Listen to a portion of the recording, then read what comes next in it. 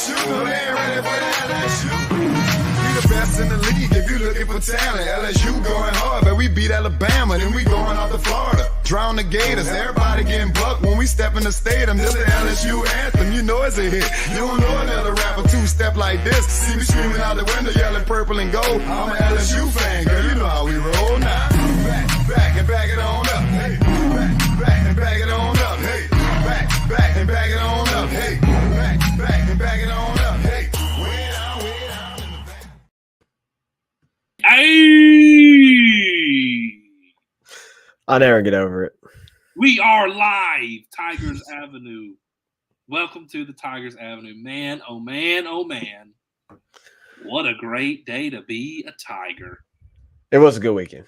Man, that was a freaking good weekend. It feels really good right now. Feels great. Man, lots to talk about, guys. Going to be a fantastic show. I am pumped. To talk about this past weekend. Little coaching change.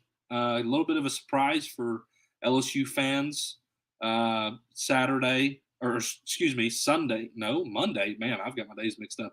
Monday, following the game, the announcement of Wes Johnson as Georgia's new head coach.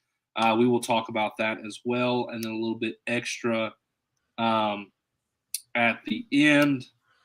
So, Zach, man, fantastic weekend. What is your initial thoughts coming off this past weekend?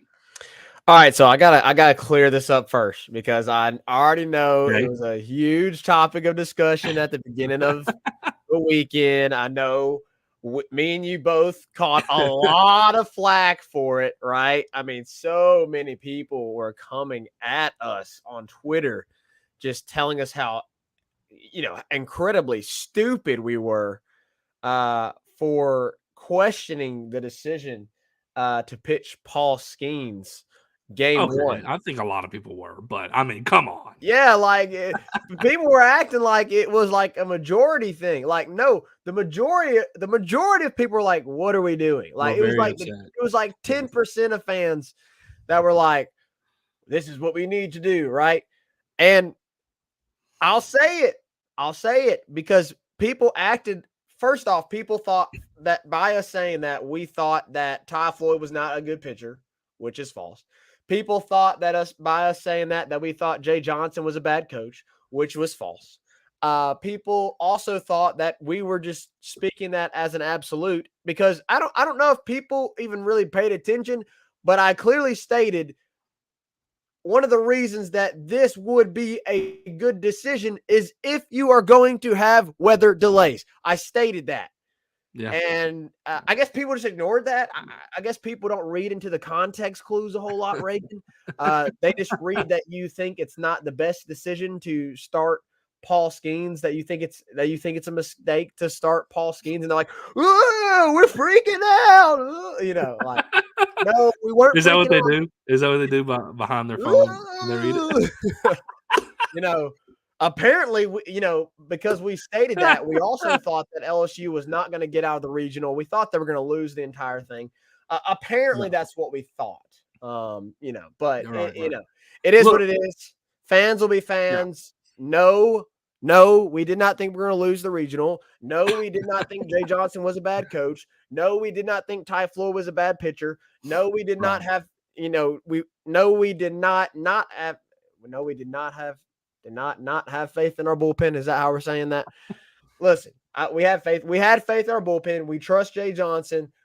We believe Ty Floyd is an amazing pitcher, and we fully believe we were going to make it out of the regional. We just questioned why Paul Skeens was starting on a Friday night when pretty much every time you've seen that situation, they've started game two, right? Anytime LSU has been in a 1-4 situation, except for 99, the first year of that type of tournament, this type of tournament, they've started their ace game two against the better seed, right? Marvel game, for sure. The question is not, is this the right decision or not? The question is, who would you rather have Paul Skeens face? Your worst competition or your best competition? And let me tell you, what's crazy is the fans were like, "Oh, duh, it's going to be Skeens." Period. Done. Then the conversation's over. The conversation's over. Yeah. Right. But apparently we're just Well, dumb. I mean, look, everybody in hindsight can dog us for it, but the reality is, there was a lot of people that were upset about that. I mean, it caused quite an arousal on And it doesn't. Twitter. I mean, it doesn't matter now. No, it really doesn't matter at all. But and it also, Jay Johnson looks like a genius. He does. Ben McDonald, made the statement that, hey, Jay Johnson, I know, has looked at this 100,000 different ways coming into this week. He has made his decision. What his decision is probably the best decision. I didn't like the decision, but the way it played out, Jay Johnson looks like he was really smart and made the right decision. So I am more than happy that it worked out the way it did. Initially didn't agree with it, but considering the weather, considering everything that happened, it was by far the best decision, and it worked out for the best. And we are thrilled that it worked out that way. Because this weekend was great. I mean, this weekend was a lot of fun to watch. So, I mean, even though we disagreed with it initially, Jay Johnson, we apologize. You are the master, Of course. and this is why we do not get paid to do it. It's funny, Reagan, though, the times that we uplift them, and are like, "Hey, let's not freak out."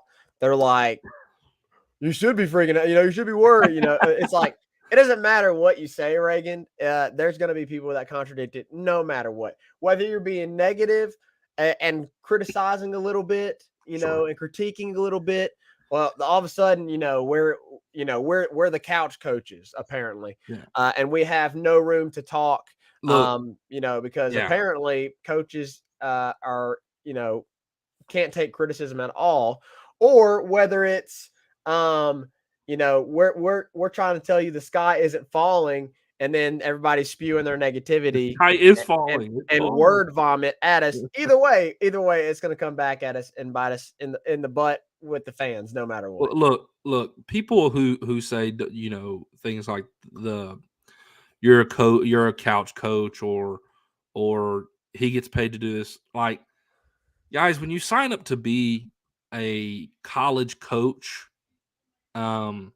especially at the level that Jay Johnson is at, premier program, LSU, potentially the blue blood of all of college baseball, you sign yourself up for criticism and expectation. And he full well knows that. Like Jay Johnson knows that. So this antic that he can't be criticized, he can't be questioned, like, I didn't realize it was like some dictatorship where what he says goes and we cannot question it ever. There were plenty of times when Paul Maneri made decisions and we were all kind of like scratching our head. Like, what are we doing, Paul?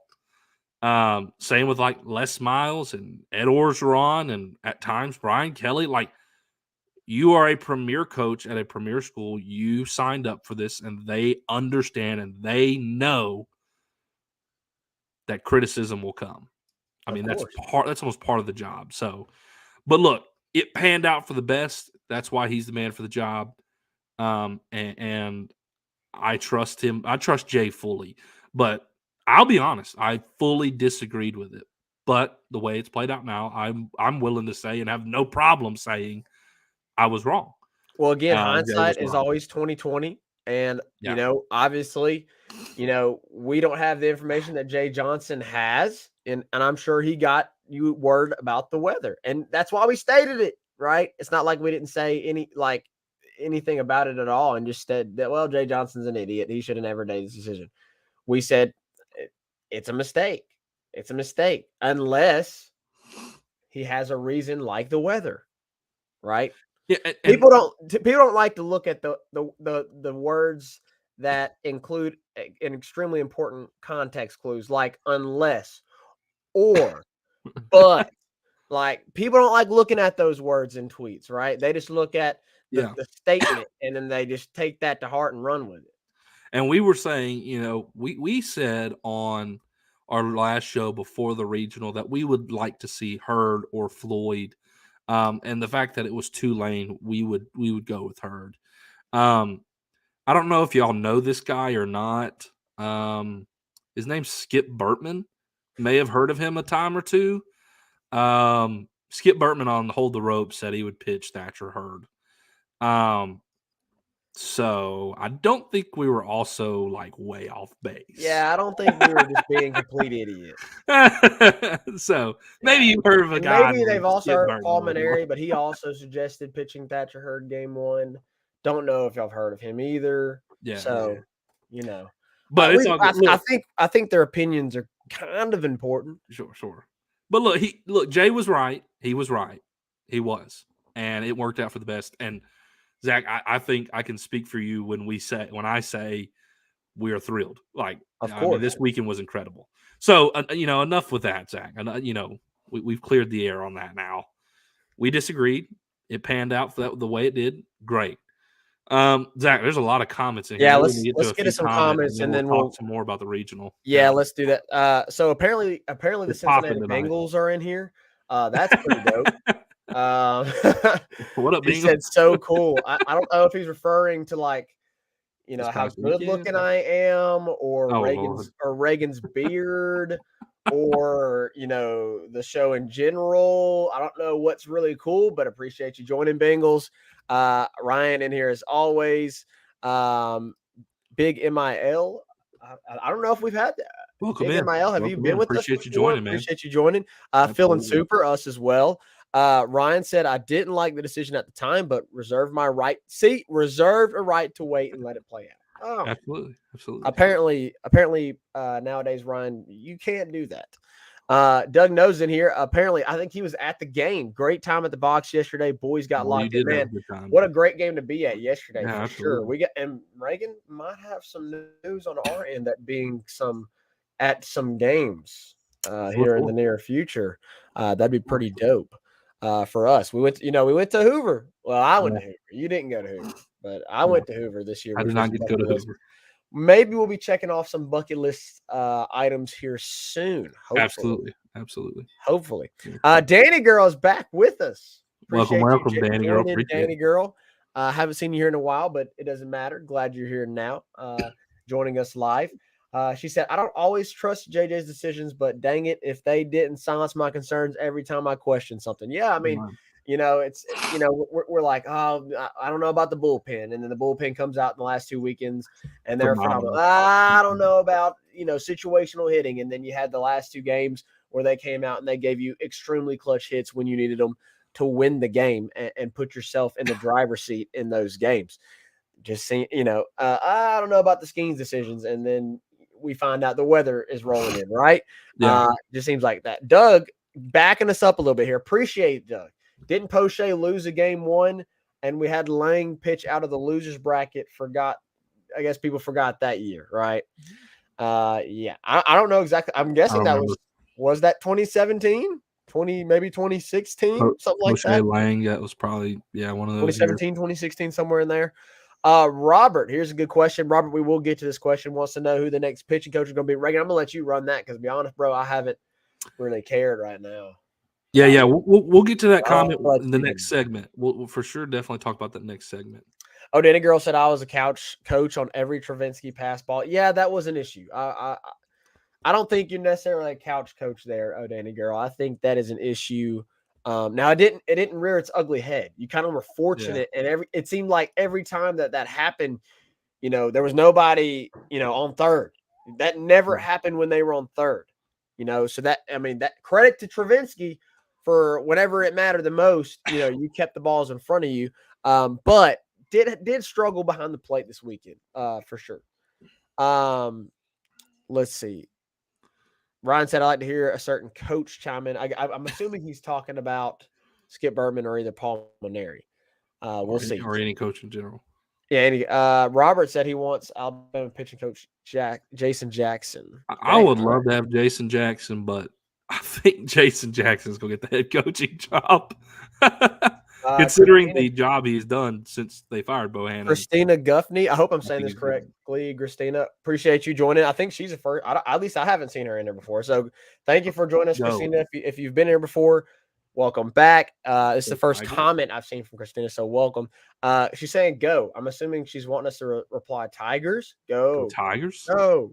Like they do in the fans. Go Tigers. Yeah. Danny Girl said it is like the 2-point conversion against Bama. Had it not worked with Skeens, the fans would have ate JJ a lot. Exactly. Yeah. Like it's one of those situations that when you're in that, if it works out, it's great. If it doesn't work out, it looks like a terrible decision, right? So again, hindsight is always 20/20. Reagan, let's get into the gist of this weekend. Reagan, what did you really enjoy? What did you like seeing from the Tigers this weekend? Man, I really loved seeing Dylan Cruz in the box, first time in his career, postseason play, and he just did his thing. I mean, batted over 600 on the weekend. Yeah, 2 home runs, 4 RBIs, 5 runs himself. I mean, most outstanding player of the weekend. Just loved seeing that from him after somewhat of a struggle, little slump over the last few weeks. Man, to see him come out there and just rake the way he did was just awesome. I mean, he against Tulane, I think. Yeah, I don't think so. Against Tulane, he looked locked in. I mean, locked in. And then, man, the home run against Oregon State when we were down 3-0, and he made it 3-2. To see the energy, the fire from him. Yeah, dude. I mean, that ignited all of Alex Box Stadium. And I sent a message in our group message and was like, dude, like we haven't seen this. This is very rare for him. Like to have that excitement and that outburst that he had when he hit that 2-run bomb. Like you don't see that regularly from him. I think, he's in a situation where he understands and he knows like his last days at LSU, like he's starting to realize it's his last days at LSU are upon him. Games in box, yeah. And so he's pumped and he's ready to go for this postseason. He was phenomenal this weekend. Another thing that caught my eye, Zach, maybe you saw this too. Maybe some of y'all picked up on it. I think Jay Johnson is giving a closing role to Gavin Guidry. He has the energy. He has that persona about him. And I'll be darned, you take the lead in the bottom of the 8th, and you hand the ball to a true freshman to get you 3 outs in a regional game, a crucial regional marble game. Yeah, it's massive. And it's a 1-run game. And he went out there and he just executed, and it was awesome. Think about what that does for him next year. Energy, just pumped. He executed well. And then, the other game, they were kind of playing laid back, and, he came in and closed the game out. Wasn't the best performance in the second game, but you had a 8 or 9 run lead. I think it was 13-4, and they were playing a little bit lax, and they got those runs across at the end. I'm not too worried about that at all. I think they were just putting the ball across the plate. Yeah. And we're saying, all right, get 3 outs. Throw strikes, get outs. Look, Oregon State can mash the ball. So if you're just throwing it across the plate, which is essentially what Gavin Guidry was doing, that's what the result was. They got 3 runs out of it, but you had a 9-run lead. If you put the ball over the plate a few times, they were going to give you 3 outs, and that's exactly what happened. So I kind of like seeing that from Gavin Guidry too. But man, game 2, giving him the ball with a 1-run game, and it was tied 5-5 in the 8th, and it's been back and forth, and you had the rain delay, and you hand the ball to that true freshman. He goes up there and does that. Just awesome stuff. I really like that, and I would love to see him in that role moving forward. I'm down with it. What I loved about this weekend, Reagan, is they won in different ways, right? Yeah. Game 1, you played small ball. You obviously threw your ace, but you went out there and you played small ball, and you did what you had to do in order to win the game. You didn't have to. You did not rely on the home run ball, right? And then after game 1, you didn't see small ball the rest of the weekend, right? You did. Really, game 2, you kind of relied on the home run ball, right? Yeah. And then in game 3, all your runs. And then in game 3, it was the clutch hits with guys on base, singles, doubles in the gaps, 2 triples. Triples. Like that's what you had in game 3. Like it was a mixed bag of performances from this team and how you won the game and how you faced adversity. I loved that Hayden Travinski and Kay Beloso continue to stay hot. Joe Bear is hot. Pearson is now hot. Like it seems like all of these guys, Cruz is back. I understand Tommy had a rough weekend. I think he was trying to do a little. Got the base hit on the bases loaded though. He got the base hit on the bases loaded though, right? He got a base hit. I think he had 2 base hits was it game 2 or our third game, I think. One of those. Like he didn't have a terrible weekend, but I mean, I think he was trying to do a little too much. So I'm not worried about that though with Tommy White. I mean, I know people are gonna be like, whoa. Listen, Dylan Cruz is the best player on this team. Tommy White's the best hitter on this team. Okay. Yeah. People may disagree with me there, and I completely understand that. And it's definitely debate. It's definitely a debate. I believe Tommy White's the best hitter, right? Paul Skeens is the best pitcher. Dylan Cruz is the best player on this team, period. Tommy White's the best hitter. Okay. Yeah. I'm okay. I'm okay with what Tommy did. The bat to ball skills with Tommy is awesome. Insane. Insane. And you get him for another year. You're gonna have when he got that base hit, whenever the bases were loaded, he had 2 strikes on him. And he gets a breaking ball, and I mean, he literally just like throws the bat out there and pokes it, takes it the other opposite side, like he always does. His bat stays so stinking flat when he gets to that 2 strike. He sticks that foot out there. It gets low, spreads out wide, gets low, and his bat stays so flat, and it stays in the zone so stinking long. He hits it opposite field all the time. Yeah. It's great stuff. It really is. What I loved, just for like a hype perspective, because game 2, they're trailing a little bit, and then of course Dylan Cruz hits the 2-run bomb to make it 2-3, and then I can't remember exactly what anyway. I want to say it was the 5th or the 6th. Then you have Hayden and Kay go back to back. It was the next inning. It was the next inning. That was. It was lit. Was lit, bro. Like you talk Thatcher about was dealing. I immediately, y'all guys listening, if you're listening on the audio podcast, if you're watching live, I immediately called Reagan. I was like, like screaming in the phone, right? Yeah. I'm like, let's go, like freaking out, like losing my mind. Like they just went back to back, and there wasn't like it was home run, next pitch, awesome. Kay Beloso comes up, dink, like. And then they did it again the next day. Not back to back exactly, because not like back to back pitches, but dude, back to back at bats was insane. Dude, it was back to back pitches. K was 0-1. K was 0-1 in game 2. I thought it was back to back pitches. I really did. Yeah, Hayden went out, and then of course game 2 against game 1 against Oregon State, it was back to back. Like Hayden's last pitch, he hit out. Cade comes up, his first pitch, he hits out. Game 3, it was of course Hayden's last pitch. Cade took a strike and then hit it to right field. That was awesome lit, man. And that was also just pretty cool. Like, how rare is that? Like, when does that ever happen? I know y'all been seeing it, man. Travinski been getting some like meme GIF type celebrations lately. His celebrations are great. There was when he was called out in Hoover for the saying he was out of the baseline, and he stared down the home plate umpire the way he was like.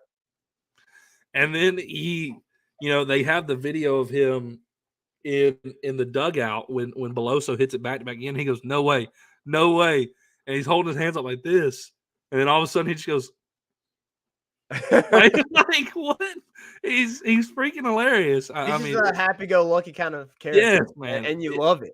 Like it blows my mind. Like there's some dudes in this lineup right now that you're like, we're not taking them out. But earlier in the season, like Travinsky was non-existent. Travinsky was non-existent. No playing time. No playing time. Until like the last, month and a half? The Ole Miss game when he hit the 3-run home run to go ahead. So a month and a half? Yes. It's been guys, Travinsky's been in the lineup for a month and a half. He's hit like 10 home runs in 20 games. Bro, he almost hit 500 this weekend. He almost hit 500 this weekend. That's insane. He's killing it. I mean, here's the difference. I don't want to hate on Bear Jones. I don't want to, because I think he's gonna be a phenomenal player. Yeah, the difference between having him in the lineup and having Hayden is Hayden can get you base hits. Hayden can get you doubles. Hayden has better plate discipline, right? Bear Jones he's gonna have to get there, right? I mean, true freshman. Travinsky's like a redshirt junior or something like that. Bear Jones is a freshman. That's gonna come with time, right? I fully believe at the end of his career, like Bear Jones is gonna be as good, if not better, than Hayden Travinsky. But Hayden Travinsky, you're not taking him out the lineup right now. You're not taking K. Beloso out the lineup right now. You're not taking Josh Pearson out the lineup. Like they've got their guy. You're not taking Joe Bear. Joe Bear is continuing to stay hot. Got the go-ahead home run. Go-ahead home run. Everybody was hitting home run. The only one that didn't get one was Tommy. Gavin Newhouse got a home run. Yeah, Gavin had a home run. Did JT hit one this weekend? I don't know if JT got one. Didn't get one. But JT, I think JT also hit for 500 this week. He was like 5 for 10. Which, like, JT comes up and you don't think like I don't know about you, Reagan, but every time JT comes up to the plate, like, I'm just confident. Because he's that dude, right? He's always been clutch, and like he just doesn't give you bad at bats, right? No. It's kind of like with Trey. Like when Trey comes up, I'm confident. I don't stress, right? I don't stress about like, oh, he could, like in a bases juice situation, if JT and like Trey are up, like I'm not super stressed. I mean, I understand like the last couple of weeks they've struggled with the bases juiced. I understand that, which by the way, they kind of broke that streak in game 3 to punch their ticket to the Supers. But like, I don't know. There's just dudes that when they come up in the lineup, I'm not stressed. And that's like the whole lineup, right? That's like just about the whole lineup. And that's kind of where you're at right now. Like when K comes up, I'm like, all right, you're going to get a really good AB. He's probably he's going to work up the pitch count and he may get a knock, right? And then with the way he's playing this year, maybe he goes yard. With Hayden Travinsky, every time he comes up, I'm like, this could go deep, right? Like, this could go yard. And then Dylan Cruz is like, every time. Dylan Cruz comes up, like, I'm expecting a hit here. Like, I'm expecting a hit here, right? Tommy comes up, I'm expecting a hit here, right? Trey comes up, I'm expecting a really good at bat, right? And he's going to draw a walk or get a hit. Like, there's just so many guys in the lineup, like, when they come up to bat, like, I'm just confident, right? And that's how it was this weekend. I know, like, the past couple of weekends, that confidence kind of wavered a little bit with these guys.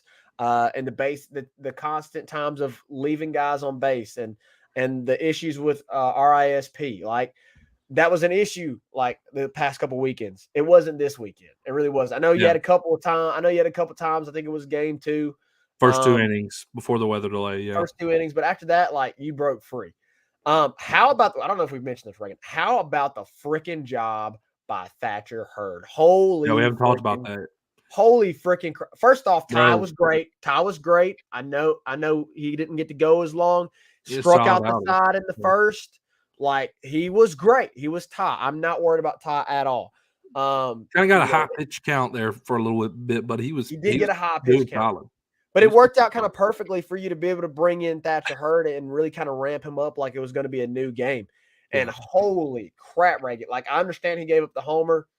I understand he gave up some hits here and there, but holy crap. He allowed 4 runs, but I mean, geez. It didn't seem like it. It seemed like he put up a 0. Dude, he was on it, and his breaking ball was insane. I mean, it was the best we've seen the entire season. Hold on, I gotta see if I can find it, Reagan. You keep talking. I gotta find this text that you sent. But yeah, Thatcher Hurd, I mean, was so crucial in game 2 because game 2 was so incredibly important to how this weekend was going to play out. Oregon State and LSU both kind of a little shorthanded with the pitching because of the injuries in terms of starters. And, Jay Johnson kind of pushed all his chips to the middle of the table whenever he ran Thatcher Hurd back out there because, that's your third guy. And it's like you're throwing him out there hoping and expecting him to go get you a win, and he did. He did just that, and your bats came alive so that, to back him up. He only allowed 4 runs, but, man, watching that breaking ball fall, it fooled so many other hitters, and Oregon State is a really freaking good team at the plate, but he was filthy. To follow up filthy, I found the text.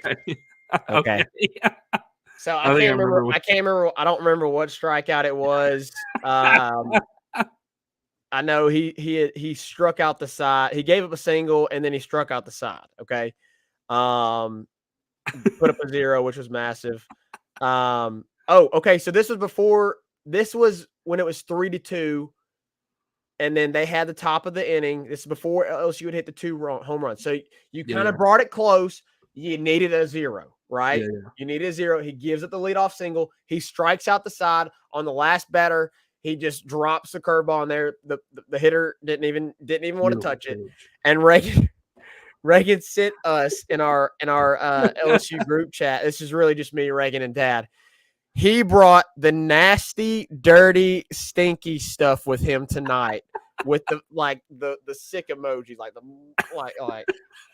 that was hilarious. That was great, and he did it, man. It was to quote Reagan, nasty, dirty, stinky stuff. Like they weren't touching it, man. They didn't want to have anything to do with it because it was stanky, bro. The picture was R-rated. R-rated. It was R-rated. Like, hide your kids, hide your wives, and hide your husbands, because Thatcher Hurd's breaking balls out here, bro. It was very impressive, and that was super encouraging moving forward, Zach. That performance is postseason, like picking your team up, huge performance. You're pushing the chips in, running Hurd out there, and he got the job done. Zach, you think about how the game went in Game 3. We controlled the game. We controlled the game, and here's why. Oregon State had to go play another game at 9:30, starting 9:35, following that 5-6 loss to LSU. Use more pitchers, and come Monday when they had to play LSU again, LSU had not used a single bullpen arm other than Gavin Guidry in the 9th inning for 3 outs. Not a single bullpen arm. 3 starters. You had everybody available, including Gavin Guidry. Yeah. The only guys you did not have available were your 3 starters. So you had every stinking pitcher in that bullpen ready to go. And Oregon State had to run 3, I believe, if I remember correctly, it was like 3 or 4 pitchers twice, that had already been used. Yeah. And guys that had been used against us the night before.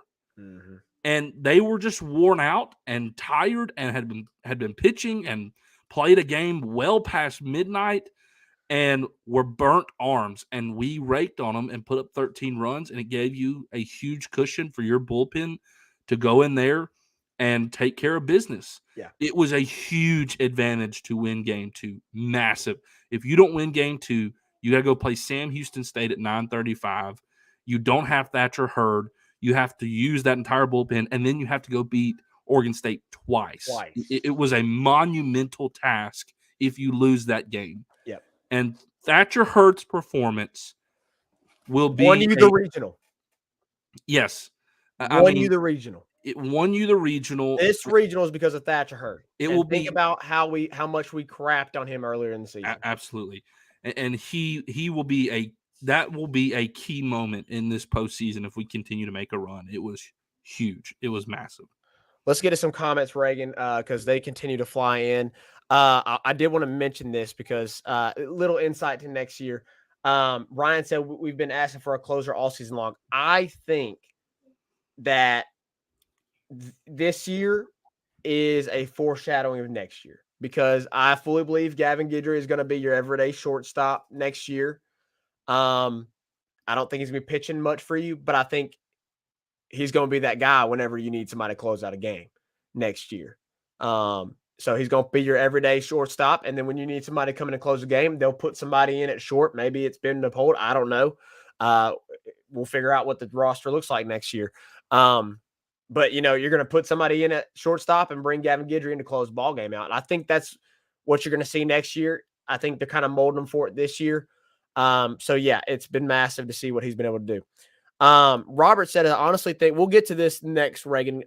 Great weekend. Let's cover some comments, and then let's get to the coaching thing. I'll let you kind of run that a little bit, because honestly, I don't really care right now, but I'm just worried about on Saturday at 2 p.m. Robert said, I honestly think Coach Jay got his pitching coach already. He's going to announce it once they finish the season up. Could be. He said Pearson was clutch all weekend. Yeah, I mean, Reagan, we complained a lot about being able to hit and get timely hits whenever you had bases juice. You know who did that this weekend? Josh Pearson. He's kind of the one who started it all with his triple before Dylan Cruz's 2-run home run. Exactly. I mean, you kind of struggled with that. You had struggled with that mightily. Game 2, obviously, it was the home run ball that won you the game. Game 3, in Game 3, that's what you needed. That's what you need in Game 3. I mean, they put up 7 runs, Reagan. It wasn't like you just shut them down completely. They put up 7 runs. And so you needed the offense to be able to come through when they had guys in running in scoring position.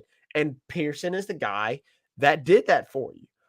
Hayden Travinsky did that. Like, again, some of the guys in the lineup, Reagan, that were non-existent the first half of the year, those are the guys that came up and gave you extremely clutch hits. Pearson, Travinsky, and Beloso. They gave you extremely clutch hits when you need them the most. And Pearson in the 9-hole doing that is amazing, flipping the line over up the way he has been. Yeah, leave him there.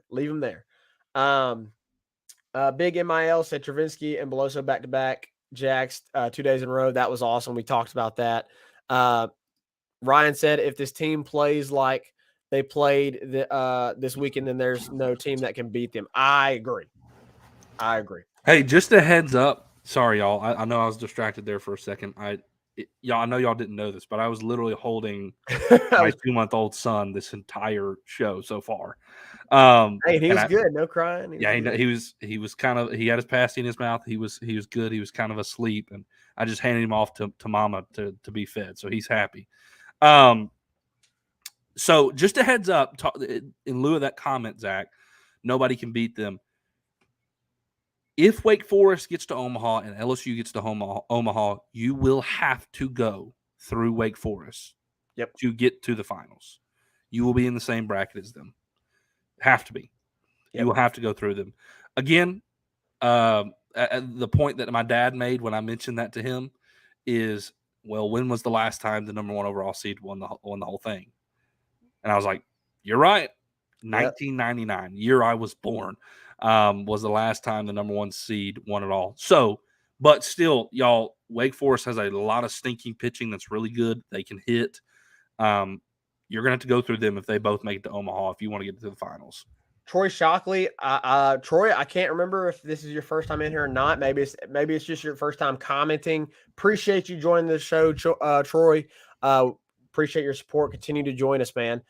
He said the bullpen was 100 this weekend. So was hitting. Everything clicked together. Yeah, I mean, and at the perfect time. He also was at the game. He said the box was lit this weekend. Man, I can't imagine. I talked about how me and Reagan were on the phone just screaming at each other. I can't imagine being at the box, right? Hayden's coming back next year, bro. Yeah, he's got another year, and so does Joe Bear. I think Joe Bear and Hayden are back. Like, we think, like, we're going to – I know LSU fans right now, like, they're kind of starting to peak into next year, and they're thinking, man, no Dylan Cruz, there's going to be no Trey Morgan, no JT, no Paul Skeens, no Dugas, no K. Beloso. Probably no Floyd. No Ty Floyd. Like, they're like, oh, crap. Listen, guys. Listen. White, Travinsky, Tommy White's going to be back. Hayden Travinsky's probably going to be back.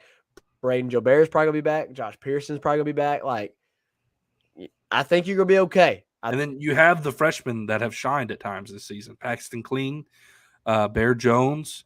I think Ethan Fry. You got to go figure out your middle infield. No doubt. You got to go figure out your middle infield. I don't know what Ben Napolt's plan is, but I mean, he's an elite defender. But listen, Reagan. I mean, if you think about it, left field, Josh Pearson, center, Paxton Kling, right, Braden Jobert, first base, Bear Jones, catcher, Travinsky, Milazzo, if Milazzo wants to stay, third base, Tommy White, and you figure out your middle infield, right? And that's a pretty dang good lineup. You could catch Milazzo and DH Travinsky or something like that. Yeah, you catch Milazzo, DH Travinsky, and then we'll see what they do with Ethan Fry. Ethan Fry, however you want to say it. You also got guys like Mick Paul who haven't really been able to play all season that are going to be great players. You still got Josh Stevenson on the lineup. Josh Stevenson. You got to go figure out your middle infield. And the portal has lots of talent in it. Lots. Plenty of options. Robert said, call me crazy, but the way Herb was pitching, I would start him game 2 with Ty going game 3. Maybe. I'm honestly, Robert, just stick with it. Go Skeens, Ty, and then imagine Hurd for game 3. If you have to win. Yeah. If you have to win, I like my chances with Hurd on the mound against Kentucky's 3. I don't even know who the 3 is. Maybe it's Zach Lee. I don't know. Unless Zach Lee's done for the year. I can't. Not as good as LSU's. I can tell you that. It's not as good as it's not as good as Hurd, right? Man, Ryan said Hurd was so nasty that if I had little kids watching, I would have to tell them to hide their eyes. R-rated, man. It is R-rated. Ryan, I said you're the super dad. Appreciate it. Oregon State can't hit. Oh God, Reagan, Turley, bro. Turley's insane. Turley's they're a good team, bro. Turley, I've got to say this. I cannot go without saying this. Turley's home run over the batter's eye was insane. A freaking missile. When he hit it, I was like, holy moly. I mean, that was to tie the game 5-5, right? Yeah, that was on Hurd. Bro. That was on Hurd, guys. He sent that so freaking far. Whenever he hit that, I was like, I mean, that was the furthest hit ball all weekend long. And he's not a big guy. I don't know, Reagan. Hayden Travinsky's bomb in game 2. Zach, he cleared dead center over the batter's eye. Like Hayden Travinsky's home run down the left field line, it was a long home run. There's no doubt about it. Like, it was a long home run. It cleared the benches. But that's at 3:30 at the foul pole, and he cleared the benches. We are talking dead center 405, and he cleared the batter's eye, which is a lot taller than the bleacher. Yeah, you're right. It was insane. That dude's a good. It was a freaking good baseball. Freaking nuke. And I hate that the NCAA will not let them track and post it on LSU's baseball data, but I would love to see both of those. Yeah, I would as well. Reagan, we need to get. Let's take a break here, and then when we come back, let's discuss briefly the pitching coach. We're 45 minutes in. We told you there was a lot to talk about. There was a lot. 45 minutes in, but we've enjoyed. It's been a good show. We've been chill, relaxed, just hanging out, having fun. And y'all been great in the comments. Oh man, yeah, y'all have been great. Hey, y'all do us a favor, man. Please share. Please like it. Look, we got way more viewers in here than we have likes. Please like. If you're on Facebook, like the video. If you're on YouTube, like the video. Like the page, share the post. Like the page, share the post. We appreciate that very, very much. We're in here for y'all. We're in here just to talk, hang out, have fun. So if y'all would please do us a favor and during this break, share the video wherever you want to share it. Like it on all platforms. We'd greatly appreciate that. When we get back, we're going to talk briefly about the pitching coach. And Reagan, I also want to go into looking at the supers and kind of giving some predictions as we head into the weekend here. I know we'll have a show obviously on Friday and we'll preview LSU's weekend, but kind of look at the supers and how things turned out. All right, guys, we're going to take a quick break. We'll be back right after this. 5-Star Hero, your intro and outro music for the Tigers Avenue show. They ain't ready for that LSU. Go check out all his other music on all the major platforms. Don't forget to follow him on Instagram at Saints Anthem and at Twitter at One Nation Doty. Don't forget to check out his Facebook page for all his Saints and LSU merchandise. Can't get any better than Sarah Klein Stevens, attorney at law. Her firm focuses on the needs of the elderly and maintaining their dignity throughout the process. Here for you, here for your family. Sarah Klein Stevens, attorney at law. All right, right back to it here in the Tigers Avenue. We'll talk a little coaching situation. Obviously, all of you know the news that Wes Johnson will be gone following this season. He will complete the season as LSU's pitching coach, but next season he will be the head coach of the Georgia Bulldogs. Congratulations to Wes Johnson. I'm happy for him. But man, you gotta go replace him again. I mean, this is third year in a row. You'll have a different pitching coach. We're not used to this because we were used to Alan Dunn. All he wanted to do was coach pitching, and that's all he ever cared to do. So he was with you for like 9 straight seasons. We're not used to this. Jay Johnson is going out and he's getting elite guys, and they're going and getting Power 5 head coaching jobs. Jason Kelly last year is now the head coach at Washington, who just played in a regional and played well in the regional. And, of course, Wes Johnson, he did the unthinkable and the most unprecedented thing I think I've ever seen, and pulls a guy from the Major League Baseball pitching coach from the Minnesota Twins, who was in first place in their division, not like they were a crap team, and had a really good pitching staff, and comes to LSU. He will be a head coach in the SEC next year in Athens, Georgia. So in terms of, okay, who are we going to get? What are some names? Look, I think Jay Johnson already has in mind some guys. He told us in that post-game interview that this has been done for like 5 days. I guarantee you he's already got some names. I guarantee you he's got a plan. You know that Wes Johnson was not going to be around for that long. I'm sure Jay knew that. I think the very reason that Wes Johnson came back to college was so that he could land a head coaching job in college. So, if you want my immediate reaction, like who are we going to get? My immediate, knee jerk is like, go get Corey Mascara from Wake Forest. They have the number 1 ERA in the country.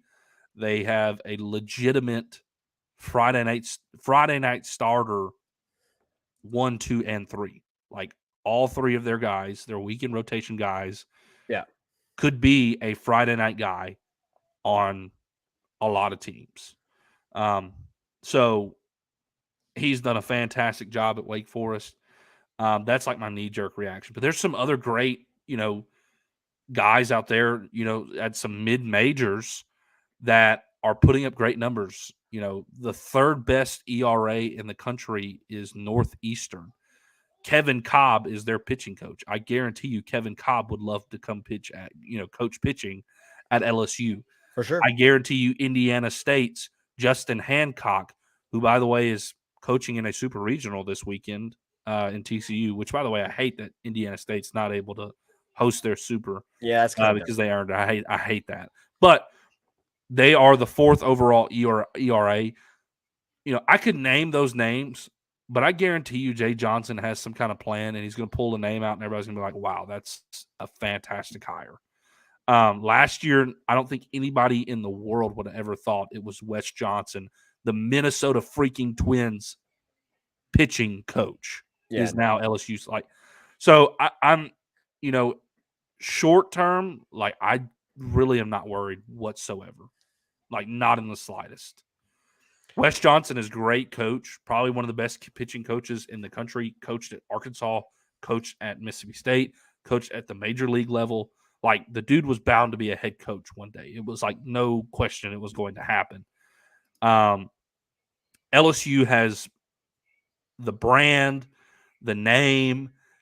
Jay Johnson is a very aggressive coach. I have no concern whatsoever for who he goes and hires. None at all. Whatever he decides to do, I'm good with. Like, his post-game interview, which, by the way, I highly doubt he wanted to be talking about that in his post-game interview. Yeah, that was kind of rough. I don't think he was wanting to talk about Wes Johnson being hired. I think he wanted to break that news himself. Anyways, that's beside the point. But, when he said that, when he was asked about it, he was like, I'm not even like concerned about that. Like, we're going to go out and get an incredible pitching coach. But I spent 11 months with this guy, and like, he's like my brother. Like, we connected immediately. It was fantastic, and I'm going to miss him. Like, I'm not concerned about who we're hiring because we're going to go out and hire a great coach. Like, when he said that, I'm like, okay, like, all right. Go hire whoever the heck you want to hire, and we're good. Like, I ain't worried about it.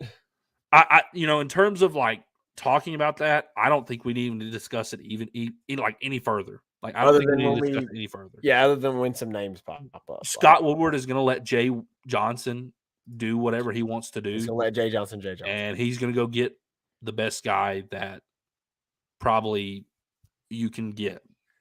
Like, Power 5, Major League, like, Jay Johnson don't matter. can go get it. It doesn't matter. Jay Johnson can go get it. If they're willing and they want to, they can go get them. That being said, there was another guy who was on the list last year. One of the finalists was Christian Ostrander, Southern Miss pitching coach. And, whenever we found out Jason Kelly was gone, everybody I think the entire fan base of LSU baseball wanted Christian Ostrander. Yeah, after what Southern Miss did to LSU in the Baton Rouge Regional. I think everybody wanted Christian Ostrander, but they went and got Wes Johnson. I think everybody was shocked. Christian Ostrander will not be an option anymore this year. So if you were thinking that, you might as well erase that. Their head coach is retiring, and Ostrander will be taking over that head coaching job. For sure. I know somebody mentioned Jason Jackson from Alabama. He would be another great hire, great pitching coach. I think he's going to be the head coach of Alabama. They have done a phenomenal job since Bohannon has been fired. I think Alabama is going to grant him what he has earned. I mean, he's in a super regional facing the top team in the country, and this team could have easily folded. So I think Jason Jackson is going to be a head coach. So those are some names you can probably cross off. Well, we'll see how it plays out. I fully trust Jay Johnson. That's my thoughts on it, Zach. So, Reagan, we need to discuss a little bit here and just kind of recap this past weekend in college baseball with all the regional sites, Sure. Everything that happened, kind of give some predictions. I'm going to go ahead and pull this up real quick for us. There we go. Let's do this real quick as well.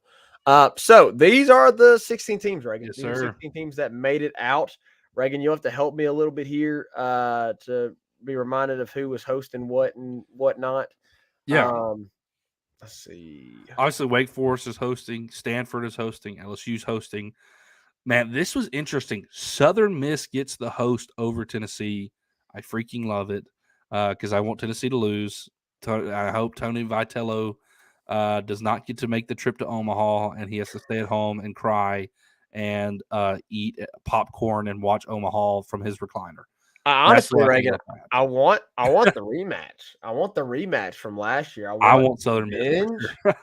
I want Southern Miss to think that there's something and then have to face Paul Skeens game one and realize very quickly that they're not. Yeah. Florida's host on the other side. Florida's hosting.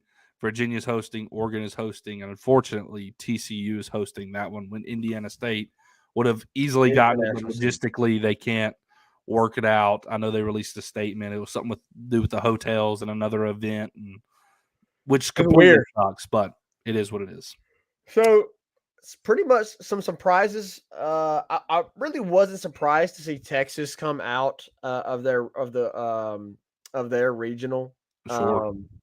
Miami was the host there. Obviously, they were the number 9 seed. I kind of expected that, to be honest with you. Texas A&M put up a really good fight against Stanford. I watched both of those games. Texas A&M, man, they were 1 win away, and unfortunately, Stanford was able to fight back, and Stanford came out of the losers bracket and won that regional. Yeah. And that's why I don't know if you noticed, but their ace, who is the Pac-12 pitcher of the year, he pitched like 100+ pitches on Friday. And then came back. Yes. And then came back for the final game against A&M and threw I think 60+ or maybe 70+ pitches. Yeah. Like, holy cow, that dude's getting close to 200 pitches on the weekend. It was insane. You're going to have Tommy Johns this week. Yeah, good luck, bro. Like, holy cow. He's not probably, I hope not. I do not want that for him. No, obviously not. I was just kidding. And then Kentucky, obviously LSU's opponent, they kind of losers bracket too. They had to come out of the losers bracket as well against Indiana because Indiana beat them in the 1-0 game, but they won 3 straight games and were able to win it. So, we'll talk more about it on Friday, but I'm very interested about the LSU Kentucky matchup. We'll see how that goes. Yeah. Honestly, Southern Miss, I'm not surprised by that, but it was just surprising to see how quickly Auburn went down. Like, they went down barbecue, baby. 0-2 and they were one of the hottest teams in the country, bro. And now they're done. They at the house. They at the house. They didn't even get a win. Now the biggest shocker for me, I think, was also Clemson going 0-2. Yeah, did they go 0-2? No, they didn't go 0-2. They went 1-2. 1-2. That was pretty shocking Clemson, for me. Yeah, Auburn and Clemson were 2 of the hottest teams in the country. Both lose their regional. Pretty shocking there.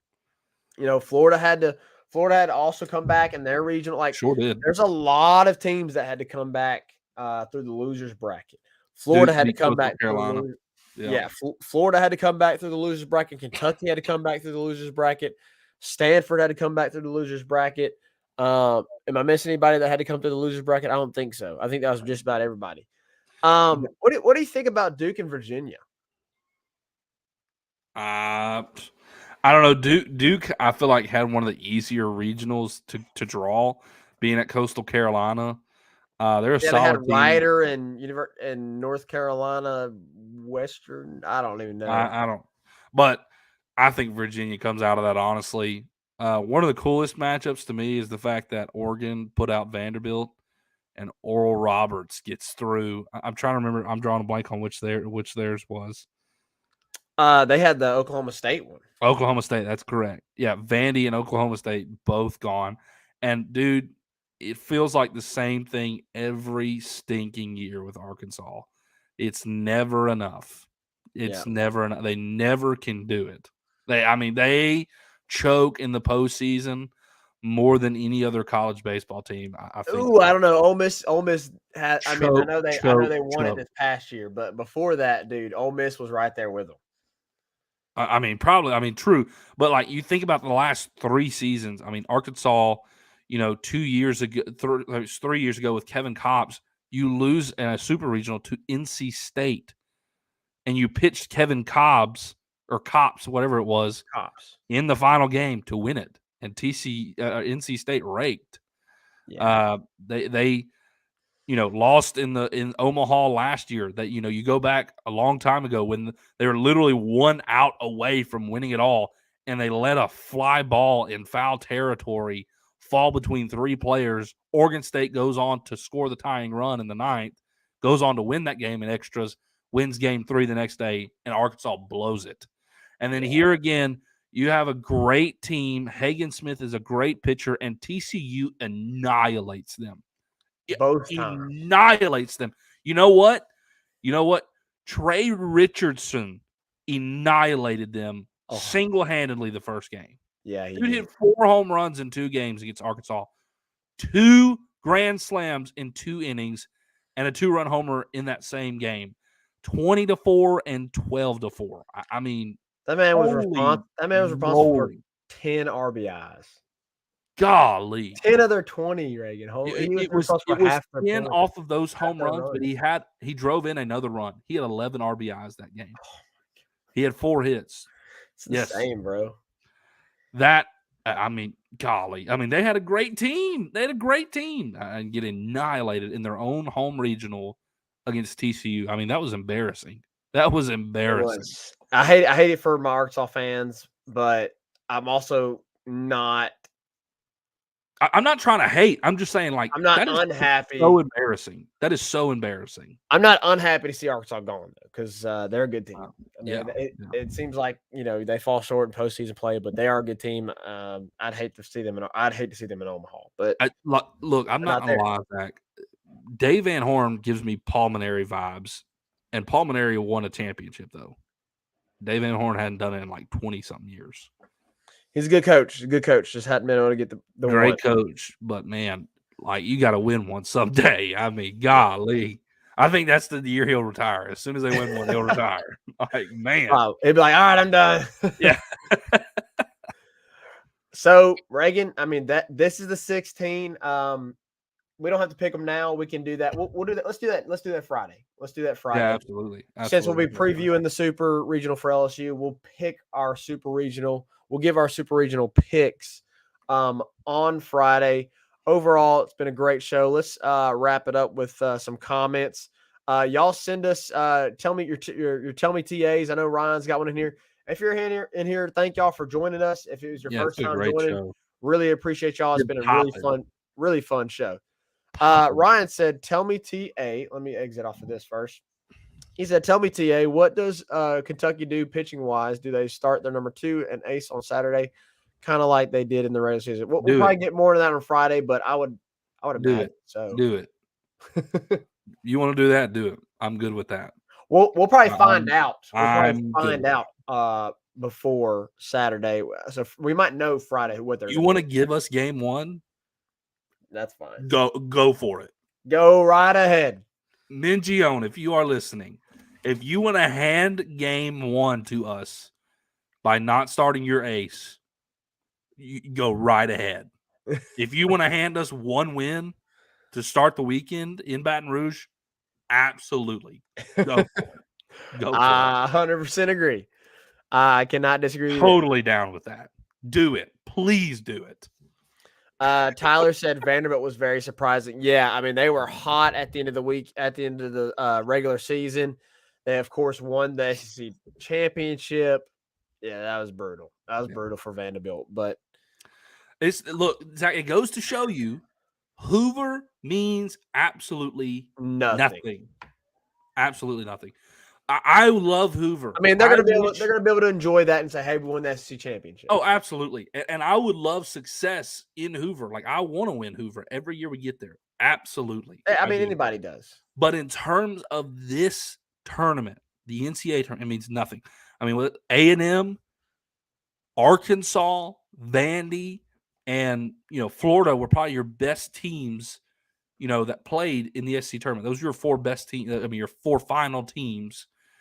Arkansas is gone, Vandy is gone, A&M is gone, and Florida was darn near gone. I mean, it had to come through the losers bracket. A hot streak in Hoover means nothing for the NCAA tournament. You're right. Like, we have to remember that next year. I mean, Ole Miss was what, 1-2 last year in the SEC tournament?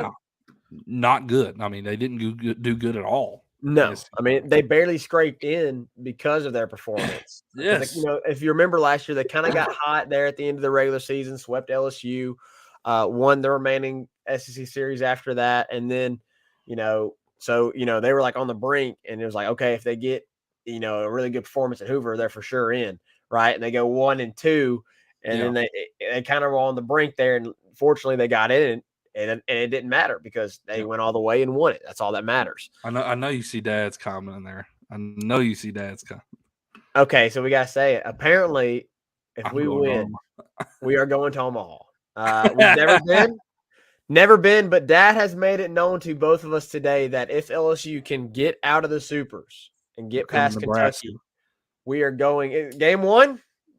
It'd probably be game 1, yeah. First game of Bro, Omaha. Give me Paul Skeens against USM game 1 in the Omaha. That'd be awesome. Oh, dude, that would be awesome. Odena Girl said, "I just don't think Kentucky is a gimme because we have not been defensively great at small ball." We have a good shot, but not a guarantee. I mean, that's completely understandable. Completely understandable. It's definitely not a give me. But I'm very confident. Scrappy team. I'm very confident we have Paul Skeens on the mound. What happened the last time Paul Skeens was on the mound against Kentucky? Your run rule. Yeah. Your run rule. You don't have to run rule. You don't have to run rule. Just win. Just win. And I don't know if y'all remember, but Paul Skeens got touched up against Kentucky. I mean, he wasn't bad, but they hit on him. Yeah. They hit him against Kentucky. You're 2 wins away. All right, Zach, I think we need to hit a final break, and then we'll come back and we'll wrap it up. Appreciate all you guys. Y'all been fantastic tonight. Lots of comments and the interaction. We'll hit one more quick break, and we'll wrap it up right after this. Make sure you go follow us on Twitter, TikTok, Instagram, and Facebook, all at Tigers Avenue, for daily updates on the show and all things LSU sports. If you're watching on YouTube, make sure to click off and hit that subscribe button at Tigers Avenue. We broadcast all of our shows live on YouTube, Facebook, and Twitter. All right, guys. It's been a great show. Great weekend for the LSU Tigers. Really looking forward to the Super Regionals against Kentucky in BR. Going to be really awesome weekend for the Tigers in the Super Regional. We're going to preview all of that on Friday before the game on Saturday. So y'all tune in for that Friday night. We'll be doing a show previewing this weekend. But for now, we will bask in the glory of this past weekend. We will enjoy it. We will thoroughly enjoy it. And then come Friday, we'll discuss it, and it'll be business time for the Super Regionals for these baseball LSU Tigers. Appreciate all you guys. Y'all have been fantastic tonight. Love you guys. We'll see you next time here in the Tigers Avenue. 5-Star Hero, take us out. Peace.